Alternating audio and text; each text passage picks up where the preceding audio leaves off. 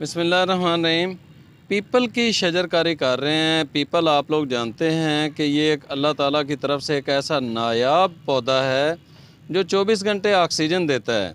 और पीपल की माशाल्लाह से जो उम्र है वो भी 400-500 साल तक हो सकती है अगर इसकी केयर की जाए, इसको काटने से अगर बचाया जाए तो आज हम यहाँ पर एक जगह पर ये कब्रिस्तान है, इसकी तफसील तो भाई सदीक बताएंगे।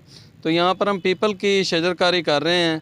मुझे बड़ा शौक़ था कि मैं पीपल के जो है ना वो 1000 पौधे पाकपतन के एरिए में लगाऊँ और इस तरह जगह चुन चुन के लगाएं कि हमारे मरने के बाद भी 2-4 पीढ़ियाँ जो है ना वो इनको ज़ाया ना करें, इनकी कटिंग ना करें। तो उस हिसाब से आज हमने जगह देखी तो 4 पीपल हम यहाँ पर लगा रहे हैं इस कब्रिस्तान के अंदर।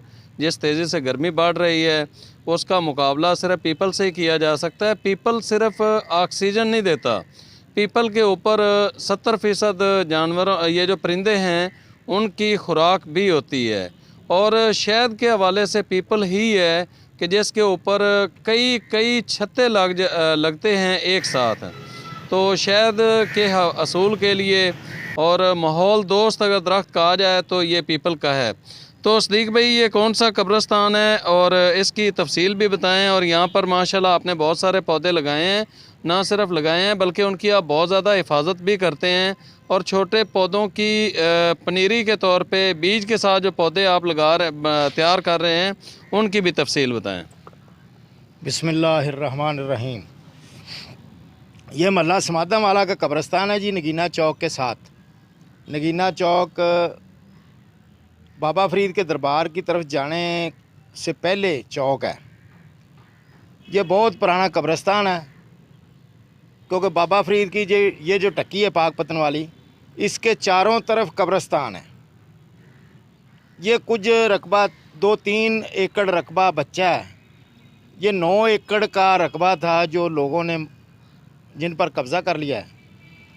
थोड़ा सा रकबा है, इसे हमने पौधे लगाकर सरसब्ज़ करने की कोशिश की है और अल्लाह ताला को अगर मंजूर होगा तो इंशाअल्लाह हम इसमें कामयाब होंगे। और ये सैफुल्लाह भाई ने हमें ऑफ़र की थी कि हम आपको पीपल के दरख्त देंगे। इन्होंने कहा कि हमें आप जगह दें। हमने वहाँ से किक्कर काटा है, वो पहाड़ी किक्कर जो होता है जो नुकसानदेह फसल है, नुकसानदेह पौधा है। तो इस बार ये पीपल का दरख्त लगाएंगे। पीपल के दरख्त पर जो जानवर आते हैं, जिनमें बहुत से ऐसे जानवर हैं जो सुंडियाँ फसल से सुंडियाँ चुगते हैं, जैसे तिलियर और वो बुलबुल और ये शारक लाली वगैरह। और पीपल जो एक वक्त था कि हर सड़क के चौक के साथ पीपल होता था बैठने के लिए और उसकी बहुत अच्छी छाँव होती थी। उस पर बहुत अच्छे जानवर आकर बैठते थे, घोंसले भी लगाते थे। अब वो ख़त्म हो रहे हैं। इसलिए हमारी एक कोशिश है, आप भी दुआ करें और हम भी इंशाअल्लाह अल्लाह ताला से दुआ करते हैं कि अल्लाह ताला हमें अपने हसूल में कामयाब फरमाए। तो ये जो पीपल हैं ये मुझे सैयद हसन अली भाई जो कि कराची के रहने वाले थे उन्होंने लेके दिए थे, लेकिन हमने जब ला के रखे पतों की से लेके आए तो फिर ये हुआ कि ये एक दफ़ा खुश्क हो गए। और खुश्क होने के बाद हम इनको लगातार 2 से 3 महीने तक पानी देते रहे हैं। और अभी दोबारा से इन्होंने कॉम्प्लेन निकाली हैं। ये मैं स्पेशल तौर पर ये पीपल के पौधे, ये दरख्त हैं बल्कि, ये लेके आया था। तो अल्हम्दुलिल्लाह आप जिस तरह ये देख रहे हैं इनकी कॉम्प्लेन दोबारा से निकल आई हैं और ये पौधा हमारा ज़ाया नहीं हुआ है। तो आज हम इसको लगाते हैं। और ये सैयद हसन अली भाई के वालदैन के नाम का हम लगा रहे हैं क्योंकि ये उन्होंने गिफ्ट किए थे। तो अल्लाह ताला उनको जन्नतुल फिरदौस में आला मुकाम अता फ़रमाए।